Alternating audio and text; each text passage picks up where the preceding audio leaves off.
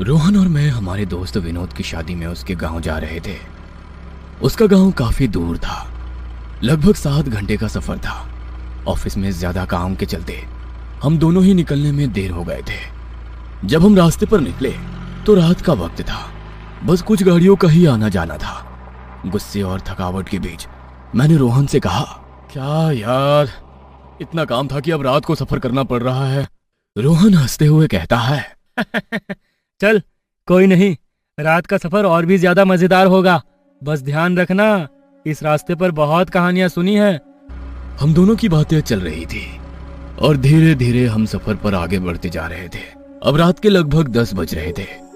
रात का सन्नाटा जैसे गहरा चुका था। गाड़ी के अंदर पुराने गाने हल्की आवाज में गूंज रहे थे और रोहन की आंखें धीरे धीरे बंद होती जा रही थी।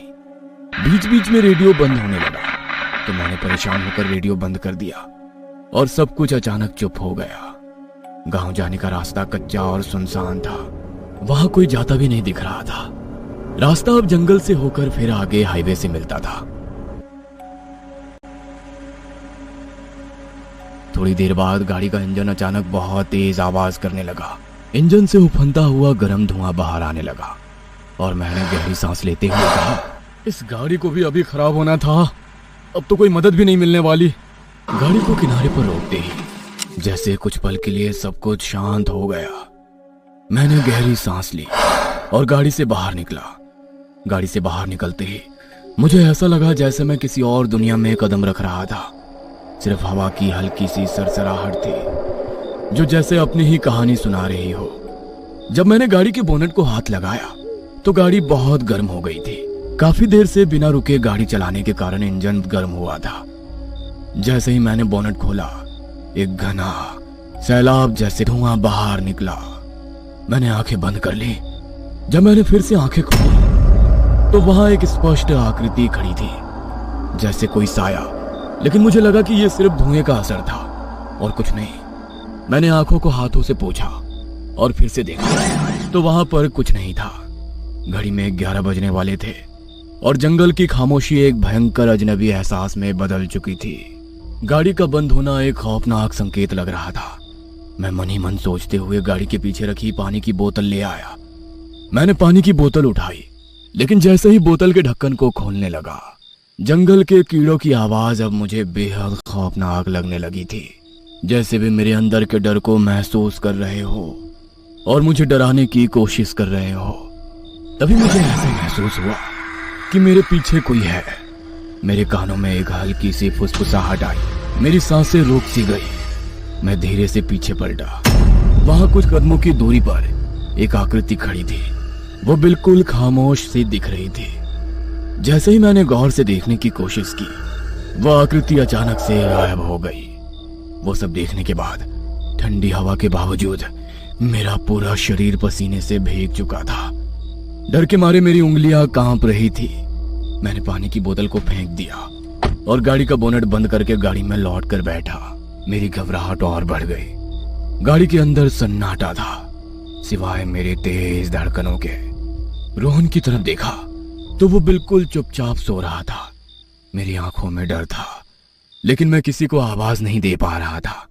गहरी सांस लेकर मैंने चाबी घुमाई। गाड़ी के इंजन की आवाज सुनकर मुझे थोड़ी राहत मिली। गाड़ी को मैं उस रात के अंधेरे को चीरते हुए वहां से निकला।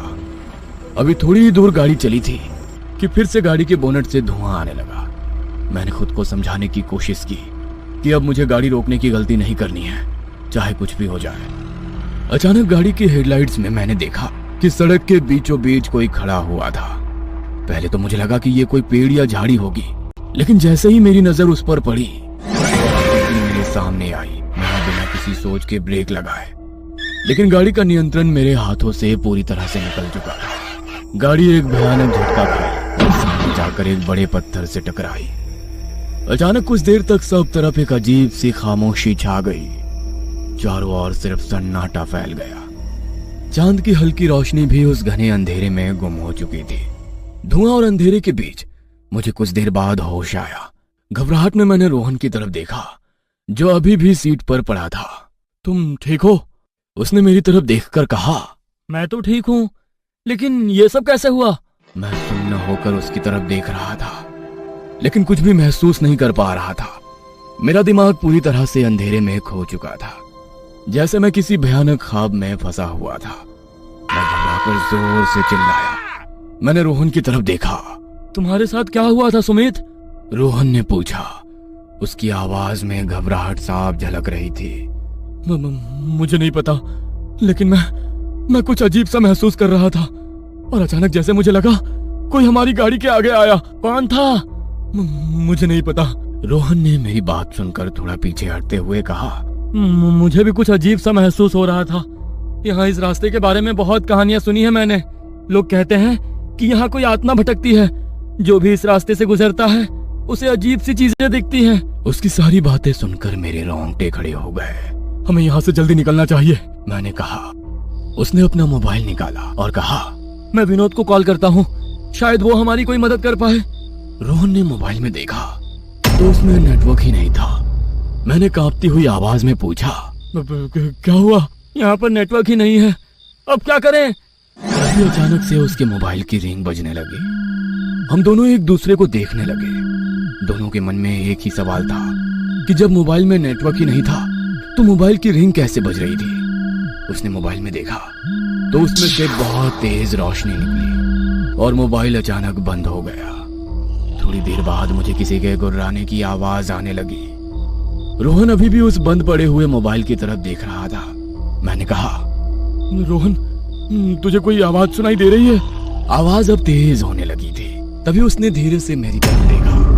जब मैंने उसे देखा तो मेरे हाथ पैर कांपने लगे। आप सोच भी नहीं सकते, उसकी आंखें सफेद पड़ गई थी और वो मेरी तरफ गुस्से से देख रहा था, मानो कोई शापित आत्मा ने उसके शरीर पर कब्जा कर लिया हो। देखते ही देखते उसका चेहरा बहुत ही भयानक हो गया था। रोहन अब पूरी तरह से बदल गया था। मैंने उसे आवाज लगाई लेकिन कोई फायदा नहीं हुआ। तभी अचानक रोहन मेरे ऊपर झुक गया और उसने अपने लंबे नाखून से मेरे चेहरे के ऊपर हमला किया और मेरी छाती पर बैठकर कुछ बड़बड़ाने लगा। मैं अपनी जान बचाने के लिए इधर उधर कुछ ढूंढने लगा। तभी मेरे हाथों में एक पत्थर लगा। मैंने बिना देरी किए पत्थर उठाया और जोर से उसके सिर पर मारा, लेकिन उसे कुछ भी नहीं हुआ। तो मैंने 2-3 बार फिर से उसके सिर पर जोरदार वार किए। वो बाजू में जाकर गिर गया।